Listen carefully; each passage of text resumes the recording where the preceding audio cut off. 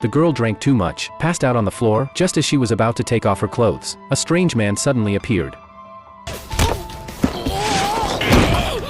The girl woke up in an instant. After throwing the man to the ground, she immediately pulled out her phone to call the police. But when the police arrived at the scene, the girl knelt down and apologized profusely, because this was actually the man's home. It turned out the girl had wandered into her neighbor's house more than once, and every time, the neighbor had carried her back to her own place. Realizing she had wrongly accused her neighbor, the girl felt deeply guilty. She wanted to invite him for a drink to make amends, but he politely declined. The next day, she brought gifts to apologize in person. She thought that once he accepted the gifts, everything would be over. But before leaving, she noticed that his house was shrouded in black mist. That very evening, cries for help came from the man's home. Worried, the girl called her witch friend for help. Luckily, the man was unharmed. When they entered the room, the girl saw the walls covered with talismans. Even the ceiling was plastered with them. The man tried to explain, but then, blood began seeping through the ceiling. Chaos erupted instantly. The man collapsed in agony. It turned out the man once had a girlfriend. They had gone on a wilderness expedition together. While kissing, he suddenly passed out. When he woke up, he was alone. His girlfriend had vanished without a trace. He believed something terrible must have happened to her, and because he never went looking for her, her vengeful spirit had come for him. But the girl didn't believe a word of it. She climbed up to check the ceiling herself, only to find it was just leaking water. Yet when she looked back, she spotted 6 plastic bags piled nearby, their total weight equal to that of a human body. Without hesitation, she called the police. Once again, the man was taken away by authorities. Clearly, he would have to answer for what he did. But the next day, the girl seemed hollow, drained of life, because the man had been released, found not guilty. Turns out, the bags were all filled with beef, and the real culprit was none other than the girl herself. She suddenly remembered. Last year, she bought 100 pounds of beef, and since she had nowhere to store it, she stuffed it all under the floorboards. Then work got busy, and she completely forgot about it. Over time, the weight caused the floor to collapse, and everything fell into the man's ceiling. Combined with the leaky pipes, it made the man's house look like it was haunted by ghosts.